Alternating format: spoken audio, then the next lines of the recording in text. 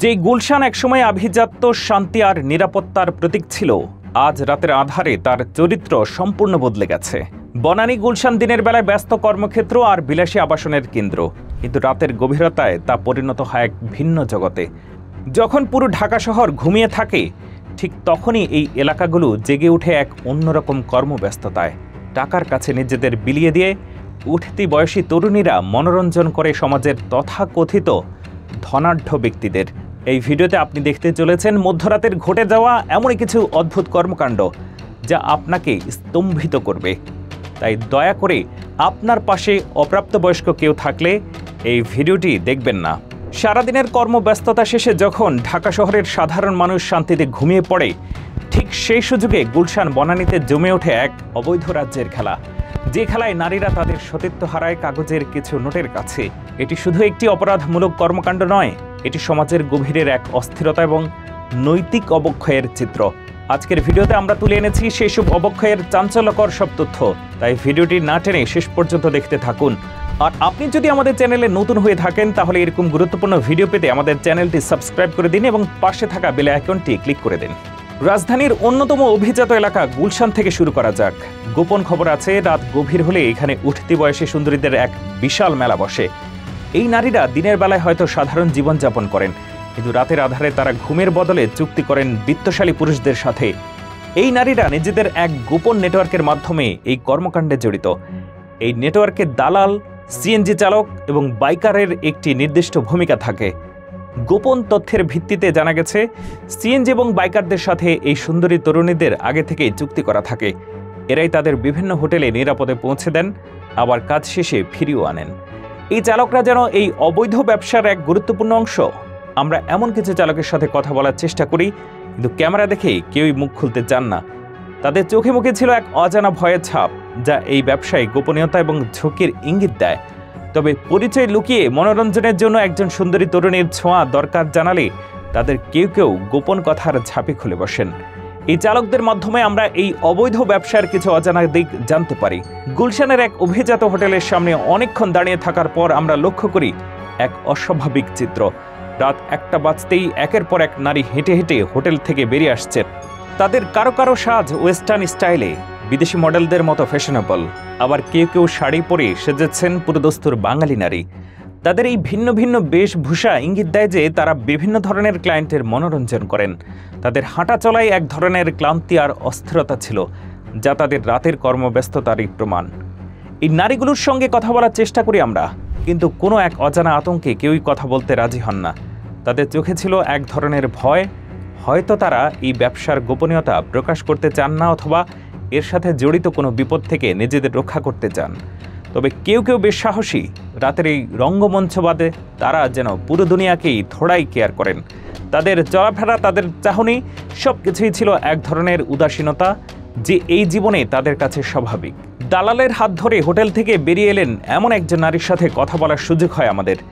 নানান গল্পের ফাঁকে তিনি আমাদের দাওয়াত দিলেন তাদের জলসা ঘরে, তাদের গোপন আস্তানায়, যেখানে এই অবৈধ কর্মকাণ্ড পরিচালিত হয়। এই প্রস্তাব ছিল এই ব্যবসার গভীরে প্রবেশ করার এক সুযোগ, যা আমরা সাবধানে এড়িয়ে যাই। তবে তাদের কার্যপদ্ধতি সম্পর্কে আরও ধারণা পাই। কিছুক্ষণ বাদে একটি নির্জন এলাকায় আমরা আরেক সিএনজি চালকের দেখা পাই। পরিচয় লুকিয়ে তার কাছে হাজির হই আমরা। আমাদের উদ্দেশ্য ছিল যেভাবেই হোক আরও কিছু তথ্য বের করা। আমরা জানালাম, একজন সুন্দরী তরুণীর স্পর্শ ছাড়া আজ আর কোনো উপায় নেই, কিভাবে তাদের পাওয়া যেতে পারে। তিনি জানালেন, এই মেয়েগুলোর সাথে যেসব ছেলেদের দেখা যায় তাদের বেশিরভাগই দালাল। ওদের সাথে কথা বললেই সুন্দরী নারী পাওয়া যাবে, এমনকি হোটেলও তারাই ঠিক করে দেবে, যা এই ব্যবসার সহজলভ্যতাকে ইঙ্গিত করে। সবচেয়ে উদ্বেগজনক বিষয় হলো, তারা শতভাগ নিরাপত্তা দেওয়ারও গ্যারান্টি দিয়ে থাকে। এই আশ্বাসই অনেককে এই অবৈধ পথে ঠেলে দেয়, যারা জানে না এর পেছনের বিপদ কতটা গভীর। কিছুক্ষণ পর আমরা এক দালালের দেখা পেলাম। তার কাজই হলো খদ্দের ঠিক করে নারীদের নিয়ে আসা। আমরাও তার খদ্দের হতে চাইলাম, যাতে তার কার্যপদ্ধতি সম্পর্কে আরও জানতে পারি। কিছুটা আড়ালে নিয়ে তিনি আমাদের ফোন নম্বর চাইলেন এবং বললেন যোগাযোগ করবেন। এরপরই দেখা গেল উঠতি বয়সী এক নারীকে নিয়ে সিএনজি করে তিনি চলে যাচ্ছেন, হয়তো অন্য কোনো হোটেলে, অন্য কোনো চুক্তির জন্য। কথায় আছে, ব্যবসা করতে হলে ওয়াদা ঠিক রাখতে হয়। দালালও তার কথা রাখলেন। ফোন করে জানতে চাইলেন কয়জন মেয়ে লাগবে। আমরা জানালাম 2 জন দরকার। এরপর 4টা ছবি পাঠালেন সেই দালাল, যাদের সবাই উঠতি বয়সী তরুণী। তিনি বললেন আজকে রাতে এরাই ফ্রি আছে, এমনকি একাধিক হোটেলের ঠিকানাও দিলেন। যেসব হোটেলে নিরাপত্তা নিয়ে কোনো ঝামেলা নেই, তারা কথায় টাকা দিলে বাঘের দুধও পাওয়া যায়। যেন এ কথার বাস্তব চিত্র বর্তমানের গুলশান বনানী।